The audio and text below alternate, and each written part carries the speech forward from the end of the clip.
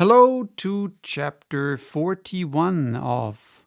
Moby Dick by Herman Melville, and this chapter is titled Moby Dick. I, Ishmael, was one of that crew. My shouts had gone up with the rest, my oath had been welded with theirs, and stronger I shouted, and more did I hammer and clinch my oath, because of the dread in my soul.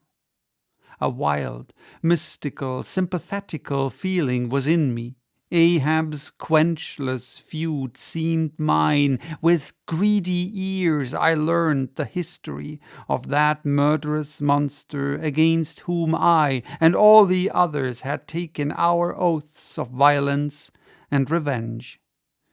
For some time past, though at intervals only, the unaccompanied, secluded white whale had haunted those uncivilized seas mostly frequented by the sperm whale fishermen. But not all of them knew of his existence. Only a few of them, comparatively, had knowingly seen him, while the number who as yet had actually and knowingly given battle to him was small indeed. For, owing to the large number of whale cruisers, the disorderly way they were sprinkled over the entire watery circumference, many of them adventurously pushing their quest along solitary latitudes, so as seldom or never for a whole 12-month or more on a stretch to encounter a single news-telling sail of any sort. The inordinate length of each separate voyage, the irregularity of the times of sailing from home, all these, with other circumstances, direct and indirect, long obstructed the spread through the whole world-wide whaling fleet of the special, individualizing tidings concerning Moby Dick.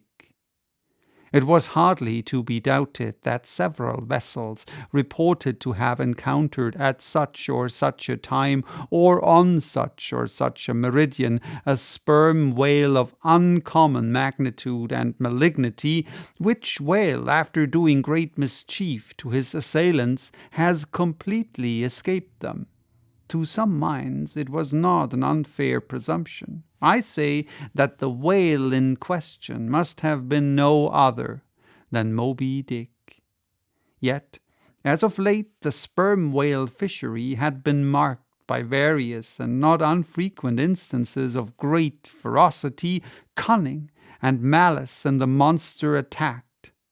Therefore it was that those who by accident ignorantly gave battle to Moby Dick, such hunters, perhaps for the most part, were content to ascribe the peculiar terror he bred more, as it were, to the perils of the sperm whale fishery at large than to the individual cause.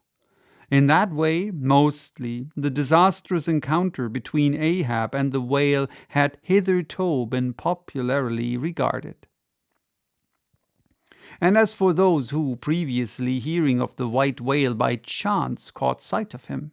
in the beginning of the thing they had every one of them almost as boldly and fearlessly lowered for him as for any other whale of that species. But at length such calamities did ensue in these assaults, not restricted to sprained wrists and ankles, broken limbs, or devouring amputations, but fatal to the last degree of fatality, those repeated disastrous repulses, all accumulating and piling their terrors upon Moby Dick, those things had gone far to shake the fortitude of many brave hunters to whom the story of the white whale had eventually come. Nor did wild rumors of all sorts fail to exaggerate and still the more horrify the true histories of these deadly encounters. For not only do fabulous rumors naturally grow out of the very body of all surprising, terrible events, as the smitten tree gives birth to its fungi, but in maritime life far more than in that of terra firma, wild rumors abound, wherever there is any adequate reality for them to cling to. And as the sea surpasses the land in this matter, so the whale fishery surpasses every other sort of maritime life in the wonderfulness and fearfulness of the rumors which sometimes circulate there. For not only are whalemen as a body unexempt from that ignorance and superstitiousness hereditary to all sailors, but of all sailors, they are by all odds the most directly brought into contact with whatever is appallingly astonishing in the sea. Face to face, they not only eye its greatest marvels, but, hand to jaw, give battle to them.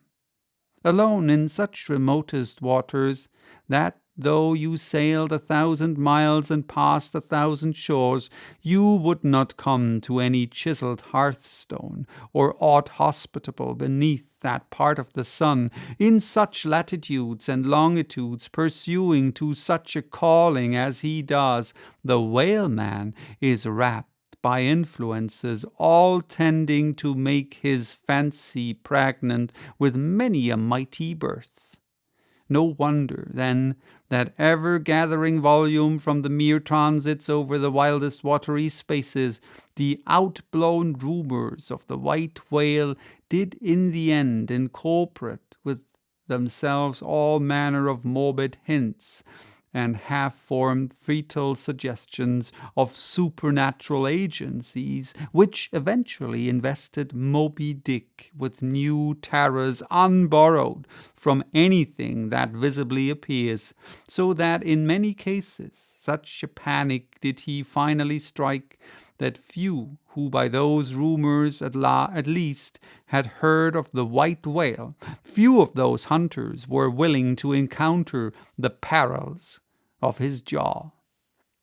But there were still other and more vital practical influences at work. Not even at the present day has the original prestige of the sperm whale, as fearfully distinguished from all other species of the leviathan, died out of the midst of the whaleman as a body. There are those this day among them who, though intelligent and courageous enough in offering battle to the Greenland or right whale, would perhaps, either from professional inexperience or incompetency or timidity, decline a contest with the sperm whale. At any rate, there are plenty of whalemen, especially among those whaling nations, not sailing under the American flag, who have never hostilely encountered the sperm whale, but whose sole knowledge of the Leviathan is restricted to the ignoble monster primitively pursued in the north, seated on their hatches. These men will hearken with a childish fireside interest and awe to the wild, strange tales of southern whaling. Nor is the preeminent tremendousness of the great sperm whale anywhere more feelingly comprehended than on board of those prows which stem him. And as if the now tested reality of his might had in former legendary times thrown its shadow before him, we find some book naturalists, Olason and Pavelson, declaring the sperm whale not only to be a consternation to every other creature in the sea, but also to be so incredibly ferocious as continually to be athirst for human blood. Nor even down to the later time as Cuvier's were these or almost similar impressions effaced, for in his natural history the Baron himself affirms that at sight of the sperm whale all fish, sharks included, are struck with the most lively terrors, and often in the precipitancy of their flight dash themselves against the rocks with such violence as to cause instantaneous death. And however the general experiences in the fishery may amend such reports as these, yet in their full terribleness, even to the bloodthirsty item of Povelson, the superstitious belief is in some vicissitudes of their vocation revived in the midst of the hunters, in the minds of the hunters, so that, overawed by the rumors and portents concerning him, not a few of the fishermen recalled in reference to Moby Dick the earlier days of the sperm whale fishery, when it was oftentimes hard to induce long-practiced right whalemen to embark in the perils of this new and daring warfare, such men protesting that although other leviathans might be hopefully pursued, yet to chase and point lances at such an apparition as the sperm whale was not for mortal man, that to attempt it would be inevitably to be torn into a quick eternity.